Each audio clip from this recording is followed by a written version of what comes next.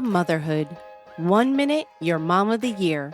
I love you, Mommy. Then the next, not so much. From bath time to bullying, from potty training to puberty, parenting is full of challenges. But one thing is for certain, you are not alone. Welcome to Modern Mom Probs. I'm your host, author, mother, parenting expert, Tara Clark. Join me while we tackle today's modern mom problems. Welcome back to another episode of Modern Mom Probs, where we try to solve modern mom problems, or at least have fun talking about them. I'm your host, Tara Clark. If you like what we're doing here, be sure to subscribe so that you don't miss an episode. Today's topic is how to talk with your children about the news. I'm joined by Tracy Leeds Kaplan. Tracy Leeds Kaplan has a deep background in media and tech, having started her career at the public broadcasting powerhouse, WGBH, and then being a part of the early days of video streaming at CBS Interactive. She's worked with publishers and creators of all sizes at Twitter, TuneIn, and Patreon before starting her own company, Small But Mighty Media, and becoming a creator herself. She now divides her time between managing partnerships and operations for the independent podcast company, Tenderfoot TV, while running her own company and producing the 10 News podcast. Tracy, welcome to the show. Hi, thank you so much for having me today. I'm so excited that you're here.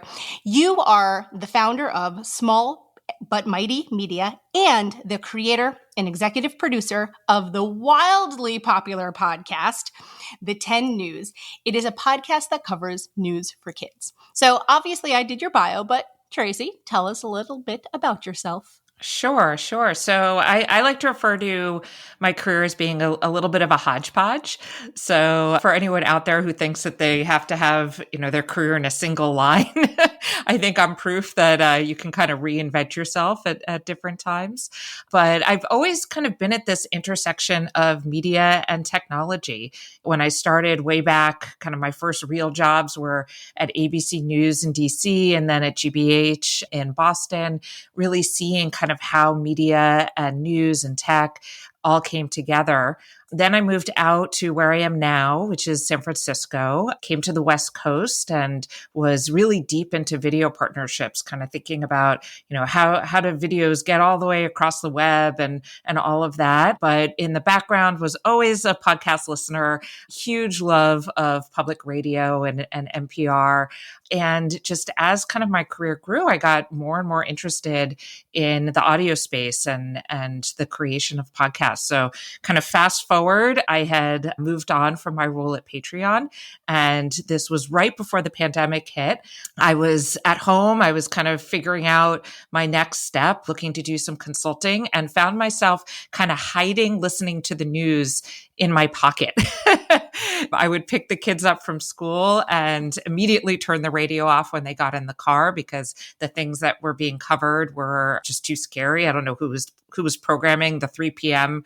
block on KQED, but I would find that, I really wanted to be listening and consuming the news and just certain things, having President Trump's voice on, things would, for my children at least, like really cause a lot of anxiety and they didn't understand what they were hearing. So, started kind of thinking to myself like, wow, my kids who have been longtime podcast listeners now also at the time were 8 and 10, and there really wasn't anything in that space for them. Like, we love Wow in the World, and they had kind of aged out of it. And I was looking for something along with realizing that they weren't getting all this information that they wanted about what was happening around them. So all of that kind of melded together. And I had this idea, what if I created a news show for kids?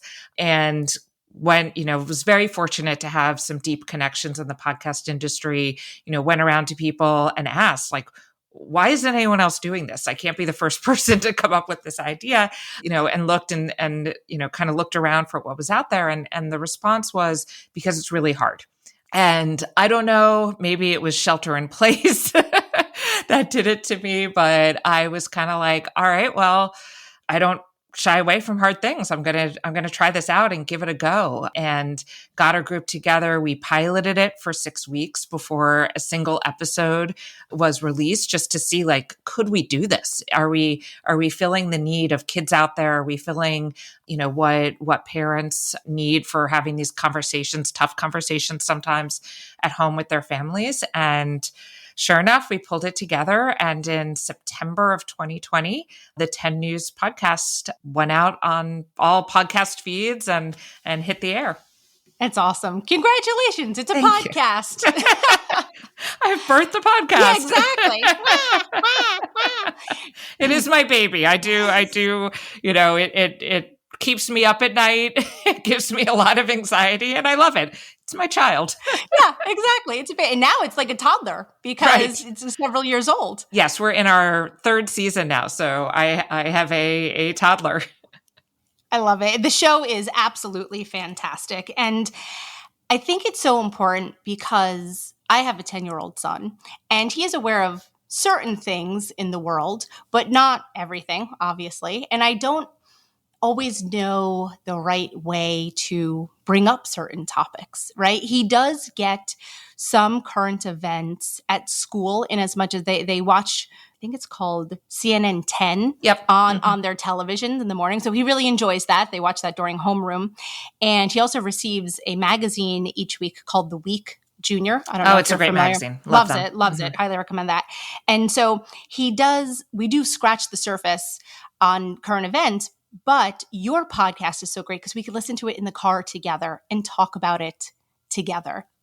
And so I love what you're doing, and I think it's fantastic. But going back to the conversation of how do we broach these very sensitive topics sometimes with our children? For example, my son is not aware of school shootings. He knows that they do lockdowns. He does not know why because no one explains it, but he's been doing it since kindergarten. And it breaks my heart. The first time that he told me that, I literally had tears in my eyes, but I had to pull it together because I didn't want him to understand it, 5, 6 years old, why I was so shaken up. And so topics that are very sensitive like that, where do we even begin? Yeah, it's not easy. And I think the first thing is, really giving yourself as the adult space to be emotional. I think we get ourselves in this mind space of like, we have to have all the answers. We have to get ourselves together. And it's okay to say, I don't know why this happens, but it is happening. And here's what I do know. That's even in the show, we're reporting on it, but we come from a place of like, we don't understand why someone chooses to do what they do, but here's what we understand about what happened in this particular situation. So giving yourself as the adult the space to be emotional. I think if we try to pretend like everything's okay, that sometimes sends the wrong message of, then the kid has to pretend like everything's okay, and maybe they're not okay. I saw a tweet a little while ago that was from a parent who had taken her 11-year-old to dinner, and the restaurant was playing CNN. And she wasn't prepared for that. She was going out for dinner. She wasn't thinking like, oh, there's going to be, TV screens in this restaurant. And it was playing images that she wasn't ready to have a conversation with her kid about. And so I think, part of why also, we exist as a show is for that space too, that you may think that your child is not hearing about these things because you're not talking about them, but kids today are so inundated with information in ways that we don't even realize. Part of the reason I did the show as well was realizing that my kids were getting news from YouTube political ads that they were seeing. It's interesting that you say that because my son had said something the other day and I was like, how do you know about, I don't even recall what it was, but I was like, how do you know about that? He's like, I saw it on YouTube. I was like, yee. Right. I mean, I used to manage the CBS YouTube video partnership. So I've always been hyper aware about what they're watching. Did not occur to me to think about the ads that they were seeing. So, they're just getting bombarded in ways that we don't even realize. So to come back to your question, it's saying, there's been some upsetting things that have upset me in the news. Cause again, you don't want to put on them like, you're supposed to be upset about this. Why aren't you upset? So, really starting with like, hey, there's been some upsetting things in the news about a shooting that happened at the school, or if you're not sure if they've even heard about that, say like, something that happened at a school in Tennessee. I'm curious, have you heard about this? And then just see what comes out. And they may, I now, it's funny, I started the 10 News when I had an 8 and a 10-year-old. Now I have a teenager in my household, a 13-year-old. And so I get a lot of like, it's fine, Mom, it's fine. But, I'll come back to it, or I'll probe different times, because it just may be that in that moment, my daughter doesn't want to have a conversation. But then, if we're in the right setting, sometimes at night, or we're both kind of like, having some downtime before bedtime, like that may be when she's ready to talk about something. So it's kind of planting those seeds and then just like listening. I love to talk. So I have to remind myself constantly, just listen, because the things that your child may be concerned about may not even be on your radar. We kind of are in our heads of the things that, we're worried about, or that we think that they want to know. And they may not be worried about the same things. A great example is at the start of COVID, we had Dr. Fauci came on the show, and we had him answer questions from kids. He was so wonderful. It was just one of my favorite episodes that we ever did. And one of the kids sent in a question, will I give COVID to my cat? Oh, that's something that my son would say, because he was concerned about that too. Right. And like, I will be honest, like me as an adult prepping for that, if I had written the questions, that wouldn't have been on there. And so really, giving them the space to ask you questions rather than coming in and bombarding them with like, this is what happened and this is what's going on and you should feel this. Just, sit back. This is what I have to remind myself all the time and just listen. Lately, my skin has been so dry, like cracked, flaky dry, and tight, so tight, especially on my face. I recently started using Codex Labs skin care products, including the Sia Hydrating Skin Superfood, the Nourishing Facial Oil, and the Unscented Soap. Since I have sensitive skin, their unique plant-based microbiome-friendly formula hydrated and smoothed my skin without making it feel heavy or irritating it. The Nourishing Facial Oil was so light that it made my skin feel like silk. I absolutely love how it made my face feel so soft and fresh again. Head over to codexlabscore.com to learn more. My listeners receive a 20% off discount for using code ModernMom20. It's true. For us as a family, I like to have those kind of conversations in the car with my son when we're driving to practice or to a friend's house or something, because there's something very isolated about it. I was going to say isolating and isolated about it. It's usually like he and I, he's in the backseat of the car, and we could openly talk about things. Yesterday at school, the principal had to speak to his grade about their internet searches, because she says people have recently been typing in inappropriate Google searches, and she gets a notification for each IP address that is doing that. And so she needed to speak with the entire 3rd and 4th grade, and he's in 4th grade. I happened to be volunteering at lunch yesterday, so I witnessed it myself. It's not that he even came home and told me about it. I saw it happen because she did it at the cafeteria, because she knew she had a captive audience. So he and I were talking about it yesterday in the car as we were driving to a practice. And he's like, no, Mom, I really don't. Like, I'll look up like clean cat memes. That's what he told me. He loves cats, by the way. And so that's why when you mentioned the conversation and the question about COVID and cats, that was actually a very big concern for him, because he loves cats. And so he said, Mom, I only ever look up cats. He said, if I wanted to look up about cats with laser guns, and I was like, no, you can't do that at school. You can't use the G word. And he was like, no, I would only look that up at home. And I was like, okay, phew, good. But what I thought about that in that moment as it was happening were two things. One, he doesn't know why I was so concerned about him even saying the word laser guns or guns at all in his Google search. And two, going back to the podcast, because the car is our special spot and I could throw the podcast on as we're driving, that's when we could have those really deep meaningful, insightful conversations together. And so that's why I think it's so wonderful, the work that you do. But at that exact moment in time yesterday, as we were in the car, and he mentioned about cats with laser guns, and I thought, oh my goodness, no, he can't type that in at school because I'm going to get a call from the teacher. He actually doesn't know why that's such a concern, because he and I haven't had that particular conversation yet. Right, right. And, it would be interesting now that he's a little older if you asked him more about the drills, because, kids are so smart. They put things together, they talk with their friends. I'd be curious now if he has a different understanding of what those drills are.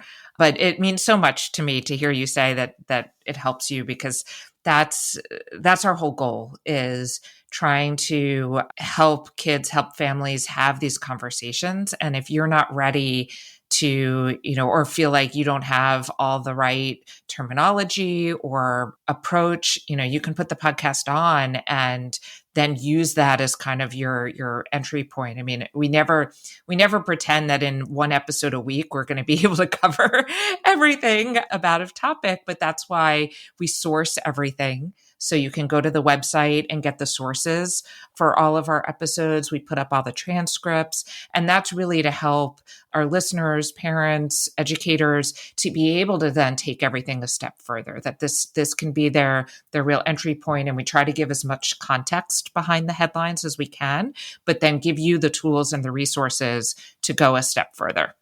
Yeah, it's definitely a wonderful jumping off point, for the conversations.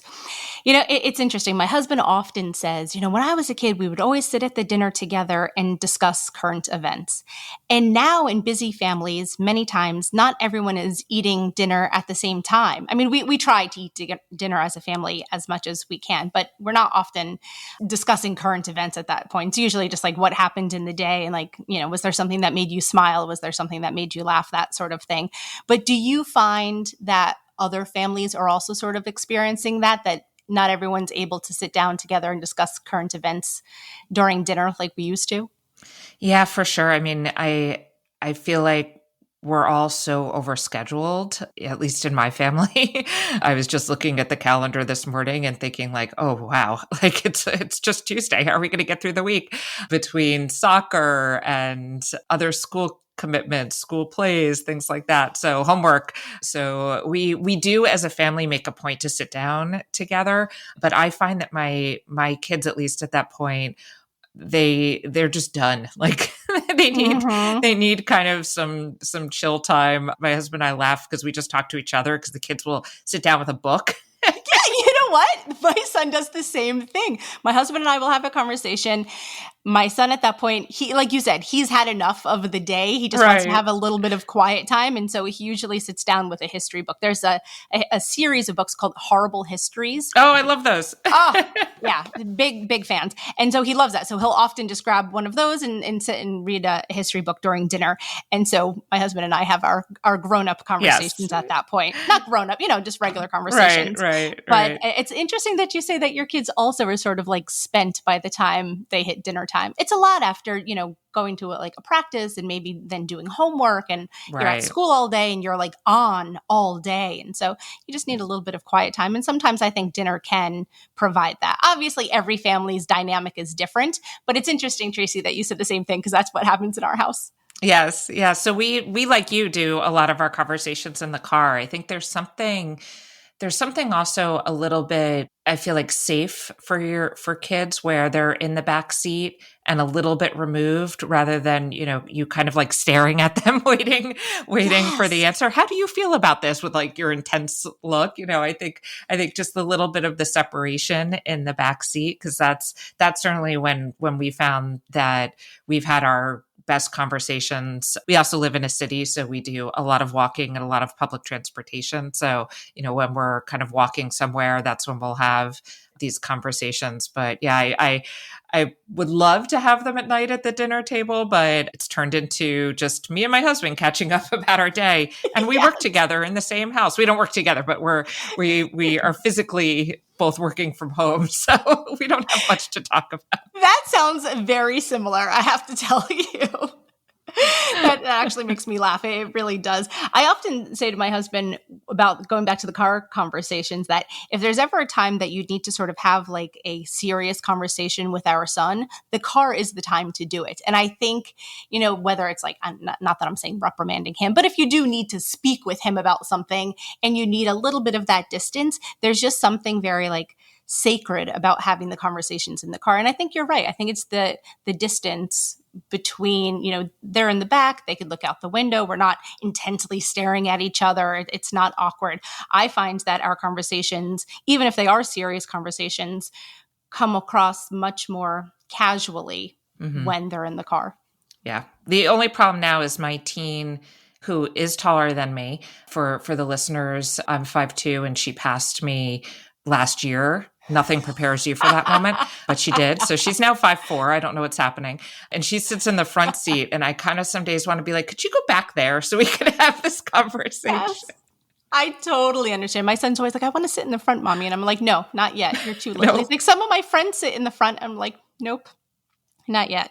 In a few years, he will, and that's fine. And then maybe the dynamic of our conversations will change. I'm sure the dynamic of our conversations will change then too. But I think it's important to be able to have these open conversations and sometimes like vulnerable conversations, when if they're, let's say, down on themselves after a practice, maybe they're being harsh, harsh inner critic, after a practice, or maybe they didn't have a great day at school or something like that. Like, I think it's really special to be able to be vulnerable with each other.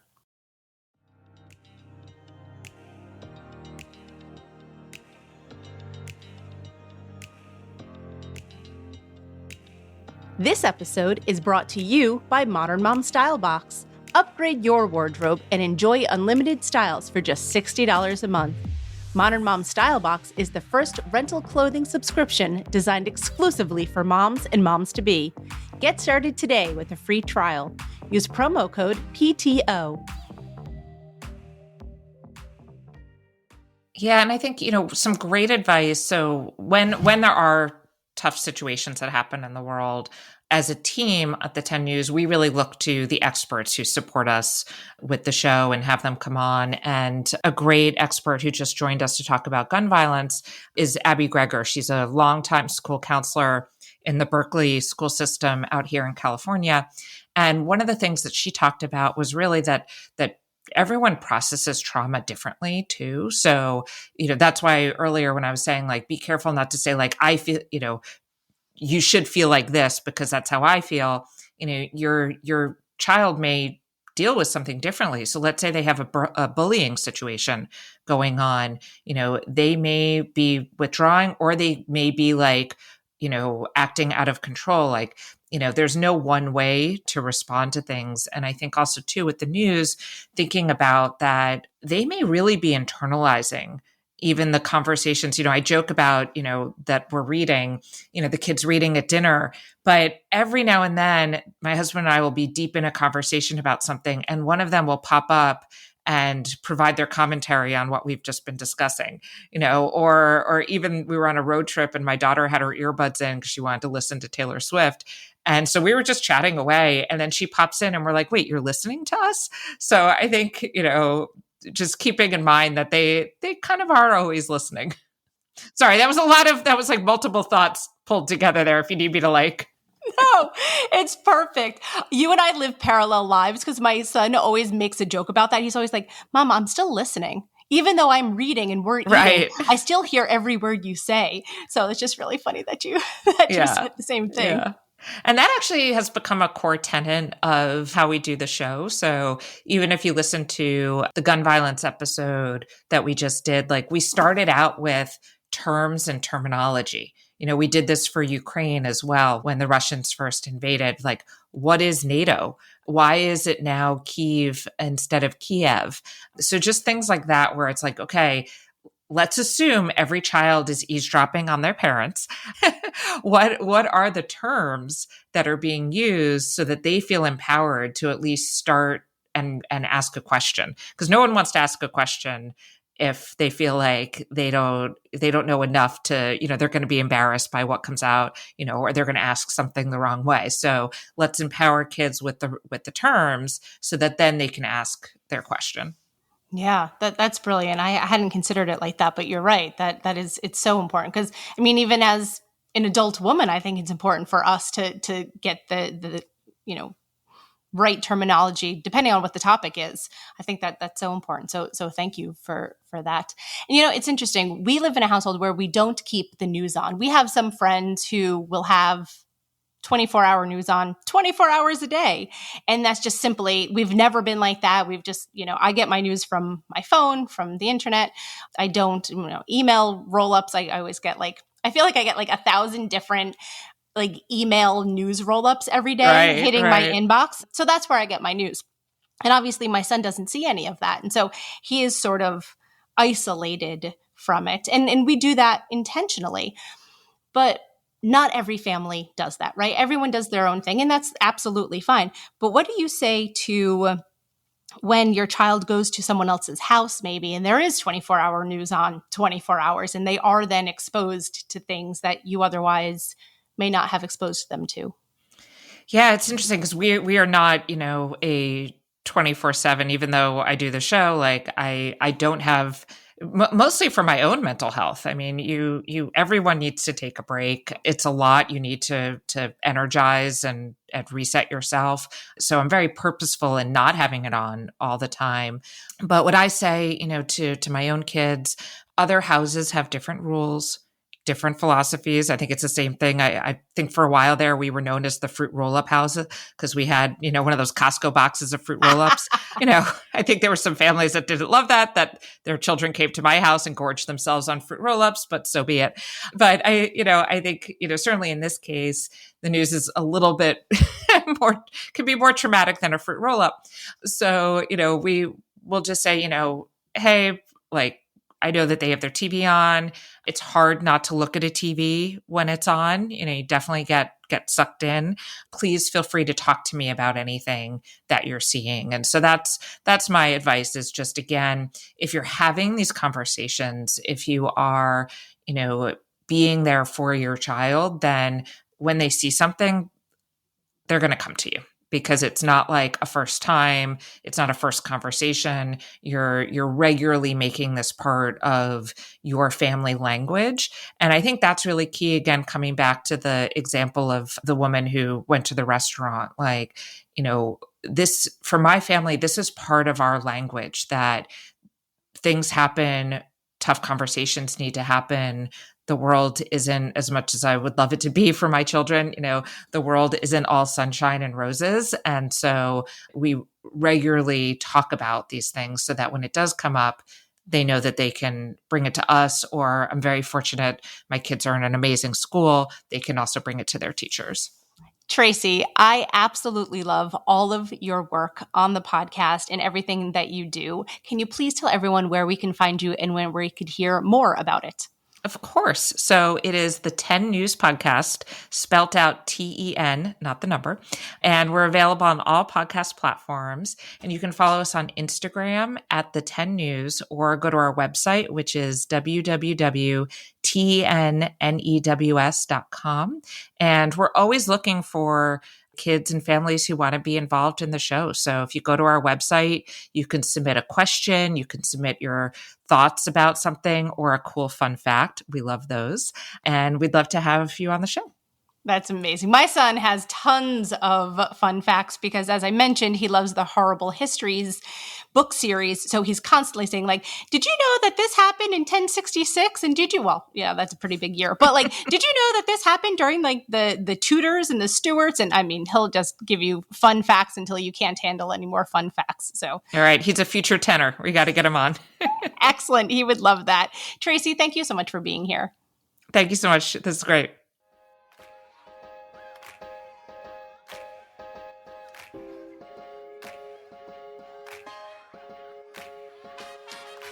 Thanks for listening to today's episode of Modern Mom Probs. I hope you enjoyed our deep dive in today's problem with me, your host, Tara Clark. Join me next time when I'll be interviewing another great guest. and tackling another modern mom problem. If you enjoyed today's episode, please leave us a review and a rating. As always, you could head over to Modern Mom Probs on Instagram and give me a follow, or check out my book, Modern Mom Probs, A Survival Guide for 21st Century Mothers, available online wherever books are sold. Well, that's it for today. See you next time, folks.